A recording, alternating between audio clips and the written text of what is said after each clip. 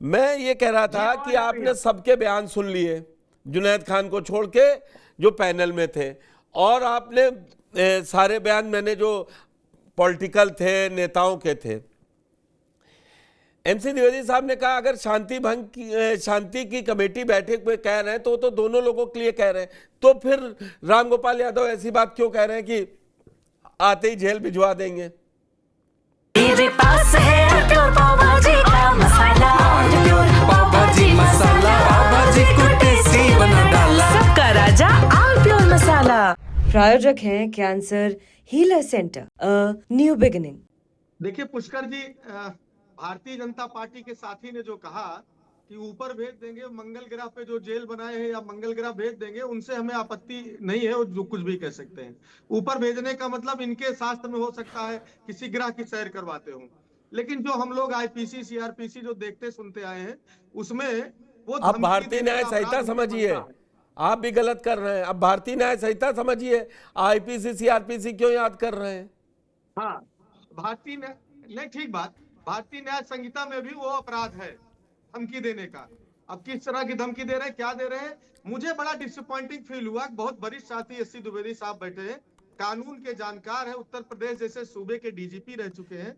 कम से कम इनको संविधान की बात करनी चाहिए थी, भारतीय न्याय संहिता की बात करनी चाहिए थी। मैं क्योंकि न्याय संहिता में नए आर्टिकल्स बदल गए हैं पुष्कर जी, मैंने उसको याद नहीं है, लेकिन भारत के संविधान में आर्टिकल 25 से 27 तक धार्मिक आधार पर किसी भी तरह के आचरण की सरकारी कर्मचारी को या किसी भी सरकार को किसी प्रकार के रिलीजियस आचरण पे रोक लगाता है, उसके लोगों को धार्मिक आधार पर अपनी छूट प्रदान करता है।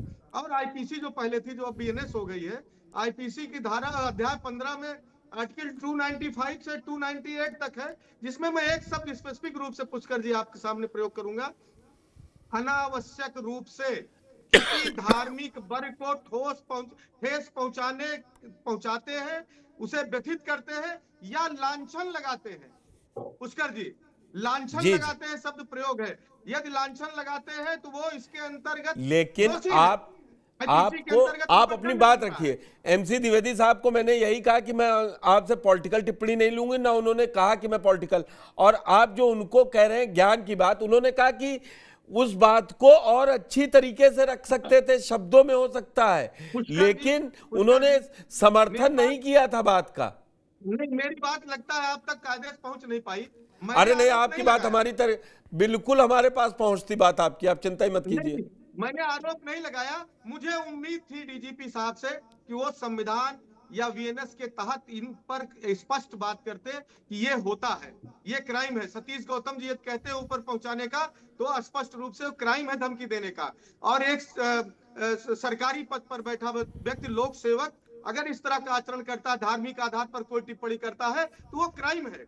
ये हम ही नहीं करें, ये भारत के संविधान के तहत हमको अपने मन से बोलने के अलावा, हम एक राजनीतिक दल का प्रतिनिधित्व करते हैं, हमारी प्रतिबद्धताएं हैं उसके साथ, हम उस लाइन पर चल सकते हैं। लेकिन एक संवैधानिक, एक पूर्व डीजीपी या बड़े अफसर या जो समालोचक समीक्षा के आप जैसे पुष्कर जी वहां बैठे, तो उनसे हमें उम्मीद रहती है कि कम से कम वो बोलेंगे तो जो तथ्य होगा उसी पर बोलेंगे। वो कभी समाजवादी पार्टी, भारतीय जनता पार्टी या एआईएमआईएम को देख करके उसको संतुष्ट करने के लिए नहीं बोलेंगे। मैं बस इतनी सी बात थी, मैं आरोप नहीं लगा रहा हूँ। वो स्वतंत्र है, वो स्वतंत्र देश के और उत्तर प्रदेश के प्रबुद्ध नागरिक है, कुछ भी बोल सकते हैं। लेकिन ये सही, मैं आ रहा हूँ द्विवेदी साहब, आ रहा हूँ, एक उदाहरण भी दूंगा। जी कुछ कह रहे थे आप? नहीं, द्विवेदी साहब कुछ अपनी बात रखना चाह रहे थे, मैंने कहा पहले धर्मेंद्र जी की बात पूरी हो जाए, मैं आप पास आऊंगा, उसके बाद जुनैद जी के पास जाऊंगा। 2 मिनट दीजिए। रामजी लाल मोदी वर्सेज उत्तर प्रदेश सरकार, एआईआर 1957 का सुप्रीम कोर्ट 860 एक मुकदमा भी था, उसमें एक पत्रिका छापते थे, उसमें एक रिलीजियस लेख लिख दिया था उन्होंने, और सुप्रीम कोर्ट में मामला चला आर्टिकल 295 ए के तहत और 153 ए के तहत। 153 ए का दोषी न पा करके 295 ए में 18 महीने की सश्रम कारावास की, कठोर कारावास की सजा सुप्रीम कोर्ट में इसी के तहत दिया था। तो अनुज चौधरी का जो क्राइम है वो सीधे सीधे भारतीय दंड संहिता या जो बीएनएस हो गई उसका उल्लंघन है, आदर्श आचरण नियमावली जो सेवा नियमावली उसका उल्लंघन है, और भारत के संविधान का उल्लंघन है। उनको सेवा में रहने का नैतिक अधिकार नहीं है और सरकार को चाहिए कि उनसे स्पष्टीकरण ले। और इस तरह की लगातार, ये पहली बार नहीं पुष्कर जी, इसके पहले भी वो एक वर्ग को डराने धमकाने या उन पर फायरिंग तक के आरोप लगे। वो पिस्टल का फायरिंग करते हुए उन्होंने तो कुछ वेपन बता दिया था, खिलौना। जी ठीक है, आपकी बात आई, लेकिन आपने बड़ी सफाई से राम गोपाल जी ने जो धमकी दी एक सर्विंग ऑफिसर को, वो भी तो जायज नहीं है ना। साहब कहते थे। अरे एक मिनट रुकिए ना पांडे जी, आ गए आप पास। जरा राम गोपाल पे आप ही बचा ले रहे, उनको राम गोपाल पे जवाब तो देने दीजिए। देखिए, मैं पूछ रहा हूँ। प्रोफेसर साहब ने कोई धमकी नहीं दी, सिर्फ ये कहा कि हमारी सरकार आएगी अब मैं तो राम गोपाल की बाइट सुनवाऊं, संवैधानिक प्रोफेसर साहब की बाइट सुनवाऊं, तब आप करेंगे।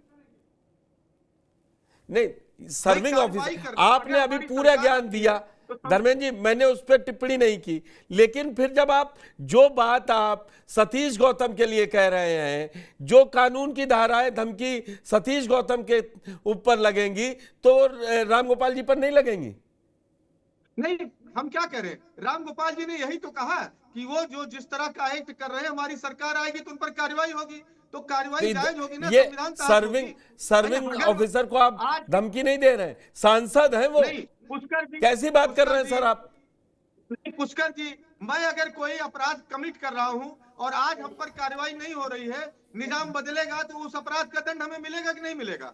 बिल्कुल जी। द्विवेदी साहब आप कुछ कहना चाह रहे थे, फिर मैं जुनैद साहब पास जाऊंगा। जी, मैं धर्मेंद्र सिंह जी की बात के बारे में दो बातें कहना चाहूँगा कि एक तो देखिए, सीओ ने जो बयान दिया उसको फिर भी एक एक शब्द पढ़ लीजिए, उसमें गैर कानूनी कोई बात नहीं है, कोई धमकी की भी बात नहीं है। ये आप पॉलिटिकल उसका कोई मतलब निकाले वो अलग है। जिस मतलब शांति कमेटी के सामने वो बात कही है उसमें कोई धमकी की बात नहीं है। सिर्फ ये मैंने कहा कि जो बात उन्होंने कही उसी बात को ज्यादा सौम्यता से या दूसरे शब्दों में प्रस्तुत किया जा सकता था, लेकिन कोई कानूनी उसमें गैर कानूनी बात, मैं बिल्कुल सहमत नहीं कि गैर कानूनी बात है। दूसरी बात जो यहाँ धमकी की बात है, एमएलए ने जो कही, एमपी जो भी थे अलीगढ़ में, वो तो मैं कह चुका हूँ कि वो उन्होंने जो कहा वो बात उचित नहीं था। मैंने यही कहा था, मैंने ये नहीं कहा था कि सपोर्ट किया हो उस बात को, मैंने उसी को कह दिया था। द्विवेदी साहब, जुनैद साहब, स्टेटमेंट्स का यहाँ भी होता है। जब सपा की गवर्नमेंट थी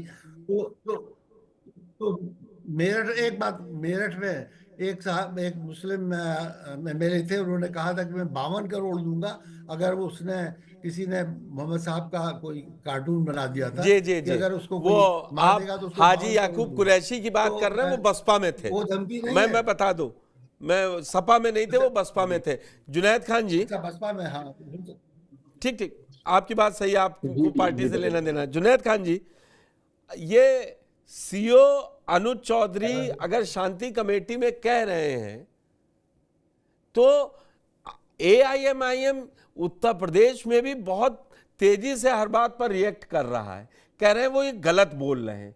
कैसे गलत बोल रहे हैं? मैंने इसीलिए द्विवेदी साहब से आज ओपनिंग डिबेट करवाई थी, मतलब शुरुआत की थी। जी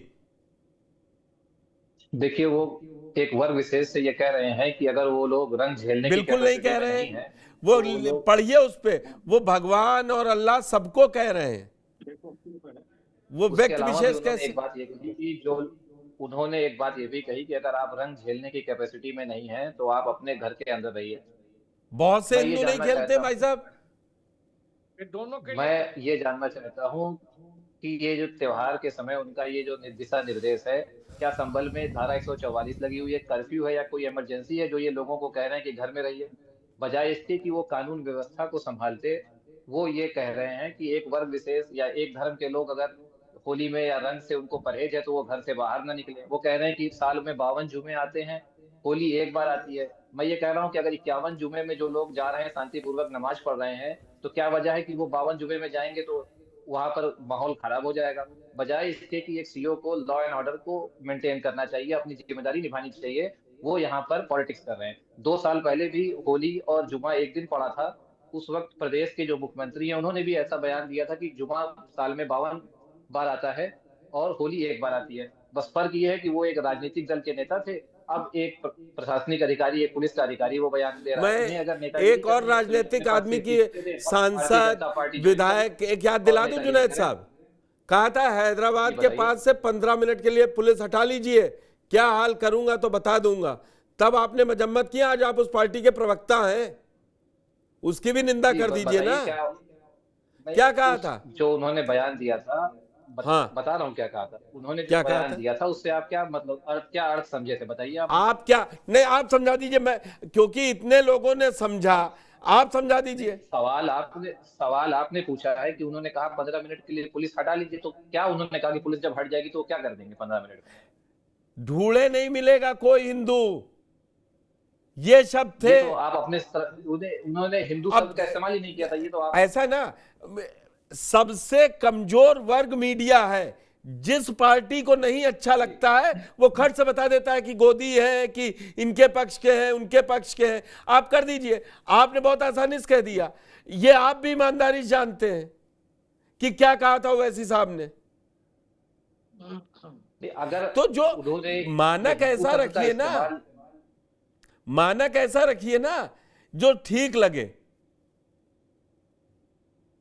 नहीं, जो आप अगर मान लीजिए, मैं आपकी बात को वैसे मान लूं जैसा आप प्रेजेंट कर रहे हैं इसको, तो जी। एक राजनीतिक दल के नेता का बयान और एक सीईओ के बयान को आप अगर कंपेयर करेंगे तो फिर इसका तो कोई कंक्लूजन नहीं निकलेगा। राजनीतिक दल के नेता है वो कि जिस सांसद थे, जिम्मेदारी पे- वो जिस अगर मैं गलत जिम्मेदारी- नहीं हूं। वो कौन सांसद था? अरे उस अकबरुद्दीन विधायक नहीं थे उस समय? विधायक हैं तो राजनीतिक दल से ही जुड़े हुए हैं, वो एक राजनीतिक संवैधानिक पद नहीं है, कर रहे हैं। तुरंत ही प्रिविलेज मोशन ले आते हैं आप लोग। मेरे पास है प्योर पाव भाजी का मसाला, प्योर पाव भाजी मसाला, पाव भाजी को टेस्टी बना डाला, सबका राजा आल प्योर मसाला। प्रायोजक हैं cancer healer centre, a new beginning.